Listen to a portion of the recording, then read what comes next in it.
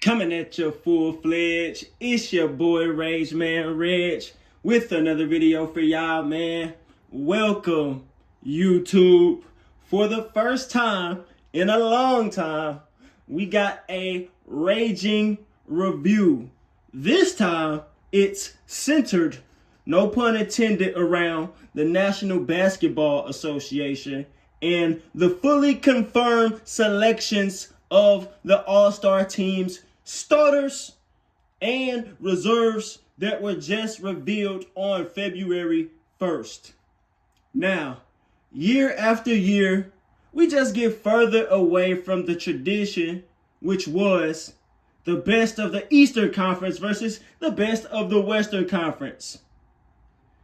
You know, after the ritualistic removal of Kobe Bryant in 2020, after riding the GOAT, the Sikorsky 76, the league had implemented the weird race to 24 concept, completely bastardizing the former Lakers' legacy in the contest.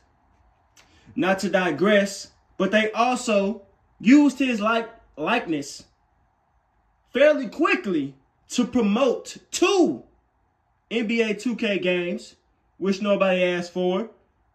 They used his name to big up the flourishing WNBA whilst praising the fleshly embodiments of the mother goddesses of the sports world, and finally used the spiritual energy of his death to do it for Kobe and secure the Lakers' latest NBA championship in the Black Lives Matter NBA bubble tournament. Ironically, if you mention these anecdotes to a weird-ass Kobe idolater, they'll think you are the conspiracy theorist. But we move on. Under the leadership of Adam Silver, the NBA All-Star format is now completely globalist coded with the everybody is included concept. Not only do 50% of fan votes determine who's in and who's out of the game, but they are no longer evenly selecting players by way of their listed positions, as well as inorganically adding the USA versus World tag to it. So, on January 19th, it was announced that 4 guards and 1 forward will be representing the Eastern Conference, and 3 guards and 2 centers are starting for the Western Conference. For the most part, these look objective. But again, 50% of the votes came from stupid-ass fans. You telling me Jalen Brunson, who at the time was the leader of a New York Knicks team who lost like 9 of their last 11 games, is a starter this year over Brandon Ingram? Even shooting guard Derek White, who's always in the Defensive Player of the Year conversation as a guard, which is a accomplishment in and of itself, he stepped up without their best player, and the Boston Celtics have the same record as the Knicks. He doesn't have a case for a spot. He was completely snubbed out of this year's All-Star game. I like Tyrese Maxey, but that spot could have either been center Joel Embiid, a fellow teammate, or Bam Adebayo. On the West End, they actually were the closest to get it all 5 correct, in my opinion. Shai Gilgeous-Alexander is a given, as well as Nikola Jokic and Victor Wembanyama. Now, I don't understand Stephen Curry taking a starting spot over shooting guard Anthony Edwards, who is having a career year once again in points and shooting splits and has the better record at all. I don't understand that. It's also quite clear to me that the only reasons Luka Doncic is a starter is because of this USA versus world nonsense and that he's on the Los Angeles Lakers. Now, I know some people like to keep it basketball and don't want to be labeled a conspiracy theorist, too scared to think outside the box and consider off the court aspects to these selections, but I'm not that person. Again, globalist juice box Commissioner Silver can't even promote his league correctly when it's quite literally a layup. Pun intended. Who's the superstar who's having a career year in scoring off 50, 40, 90 splits, the league leader in steals and free throw percentage, whose home arena just so happens to be the Intuit Dome? That would be Los Angeles Clipper Kawhi Leonard. Adam Silverspoon is incompetent. He is incompetent. Back when David Stern, I ain't trying to sound like no old head, but even David Stern, if a team was hosting, if a certain city was hosting the All-Star game, you best believe that team's star player was going to be in it if he earned it. Kawhi Leonard not in it at all. He not even a reserve. And I blame the league first for allowing the fans to have that much influence over the votes. The media gonna have their own agenda, and the Clippers is on the bad side of it. They want to keep the agenda of all the Clippers are trash, and we don't want to be wrong because they overcoming adversity. They want to keep that going. They don't want to admit to their own wrongdoing, and they don't want to admit that these older players on this team are still hooping.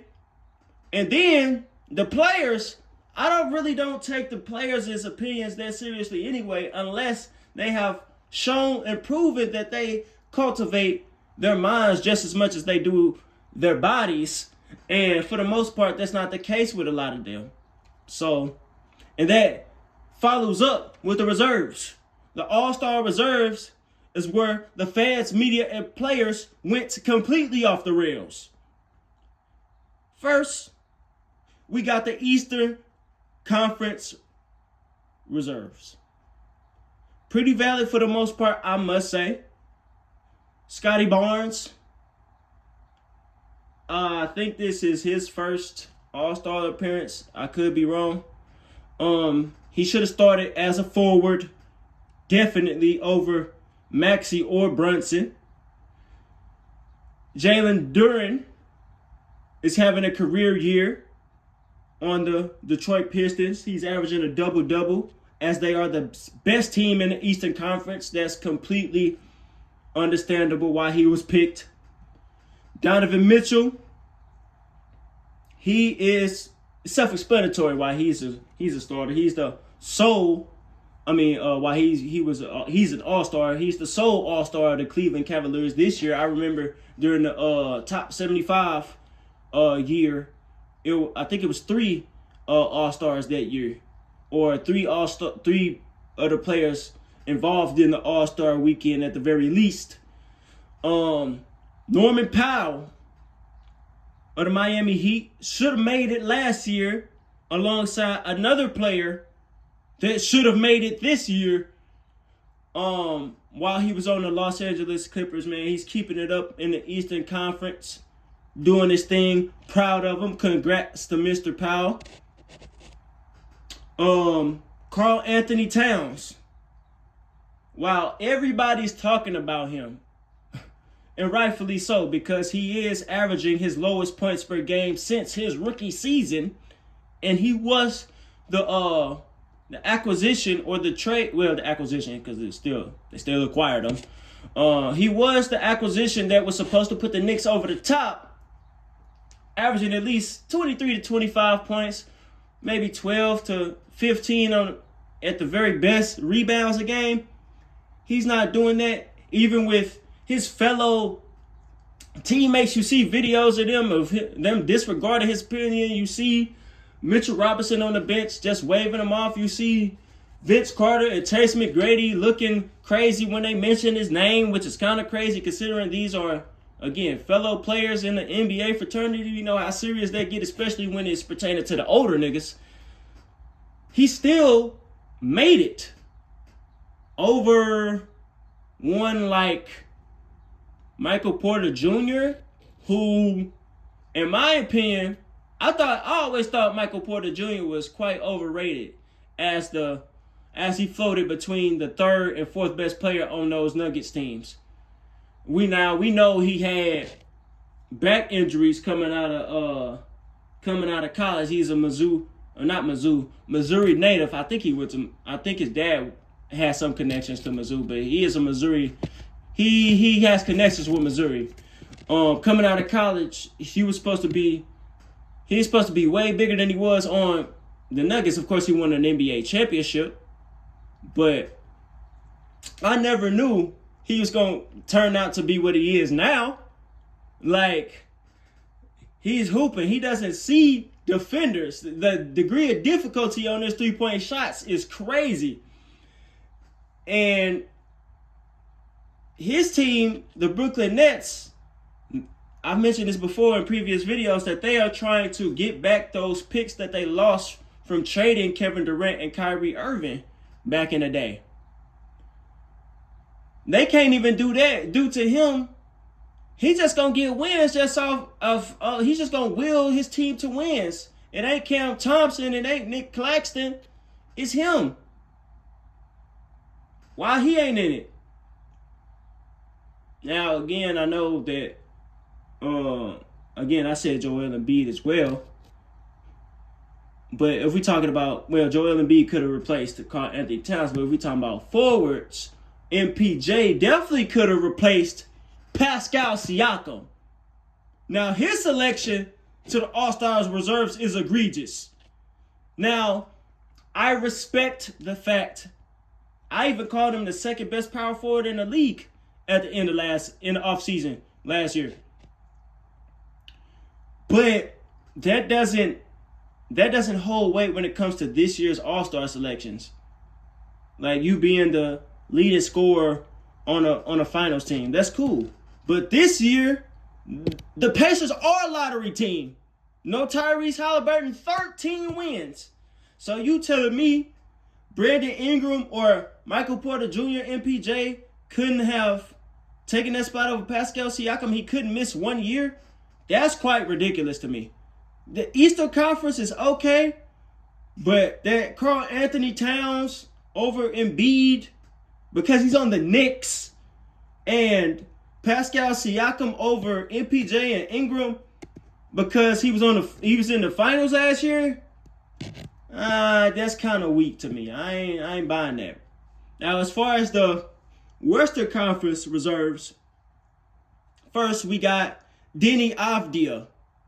Now, me, I'm an avid 2K player, so I knew Denny Avdia's potential. I was on my player was on the Washington Wizards, and I always said if he had his own team, he could hoop, and he's doing so now. I think he's averaging around 27, 7, and 7 right now on the Portland Trail Blazers. That's cool. but they're a play-in team.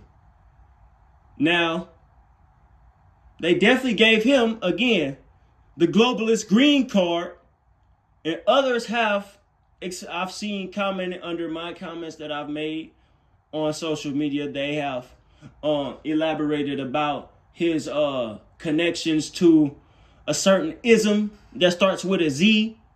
They have their own political theories that may be true. But over here, I'm not going to talk about that because it has nothing to do with me. So I'm going to leave that alone. But I will say that Alfred Sengun had a better case to be a reserve. He is averaging around 21 points, 9 rebounds, 6 assists, over 50% on a playoff team. And I said even before the season started with my bro Influential Sports that the Rockets should have at least at least 2 All-Stars. They don't even have 2. Now I know I think All-Stars has money implications as well. Maybe we got to consider that as well as far as these. Well, again, they gave it to the fans. You know the fans ain't really that smart. But if it was the media and if it was the players, they had more influence on these votes, I'm sure Alfred Sengun would have got picked. Because, and I think the league does that intentionally sometimes. So certain people can't get paid.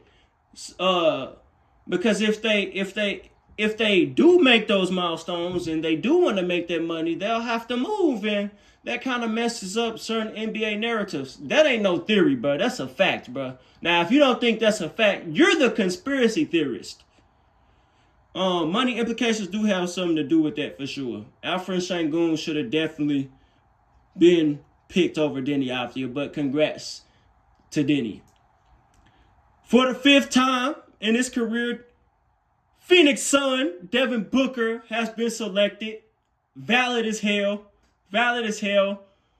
Exceeding expectations. Niggas thought the Suns was going to fall off after the exodus of fellow All-Star reserve Kevin Durant, who is also valid this year under the Houston Rockets. And crazily enough, the Suns are better without Kevin Durant.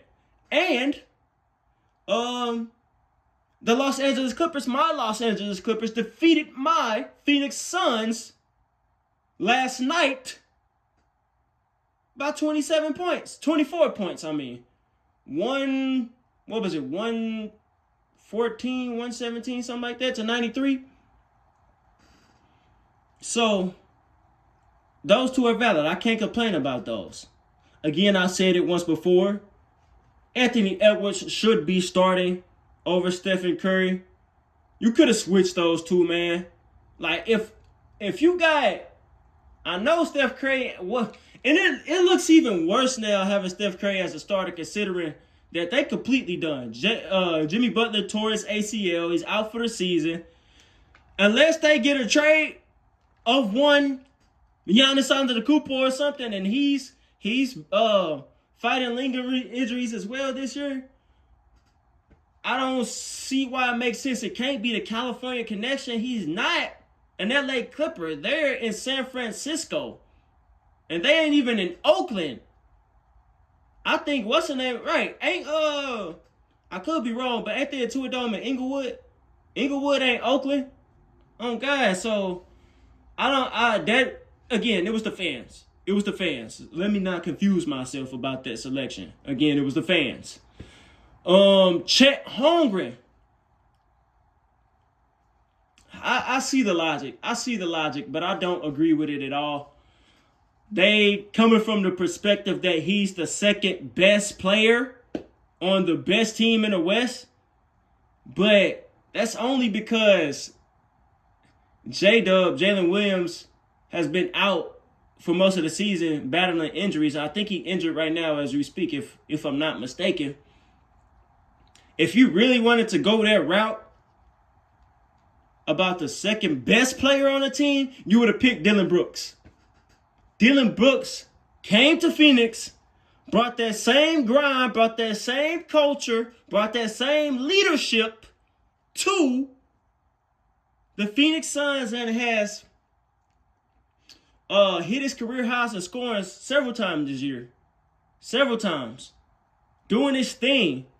Like, Dylan Brooks, if you was going to go from that route, Dylan Brooks should have been that guy. Yes, Chet Holmgren just won a championship in his third season. This is his fourth season. It's a career year. It is a career year literally for him, but he's averaging 17.7 points, and he's not even averaging 10 rebounds.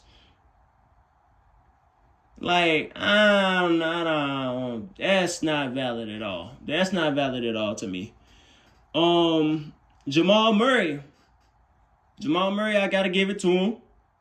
He has helped the Nuggets stay afloat during the injury of fellow All-Star, Nikola Jokic. I give him that. I'm not mad at that at all. I ain't mad at that at all. Gotta give him credit. He's finally, Jamal Murray is an All-Star. Oh, God. Jamal Murray finally an All-Star. Now that's overdue. I will say. Now, this last pick hella controversial, bro. So you mean to tell me in the Intuit Dome, no current LA Clipper player is in a contest at all? You mean to tell me James Harden is not having a better season than LeBron James? Are you serious, bro? This is obvious. Another canned-ass longevity stat. 22 All-Star appearances for James. Like, come on, bro. I had this conversation with my brother with my younger brother off camera. And he was saying, bro, that's disrespectful not having LeBron in the All-Star game. That's like not having Michael Jordan in the All-Star game. I'm like, okay, I get that, but he hasn't announced that he's retiring. Like, come on, bro. He hogging spaces, bro. And again, he didn't have a better year. He's not having a better year than Kawhi. He's not having a better year than James Harden. Objectively. This ain't even me talking as a Clippers fan.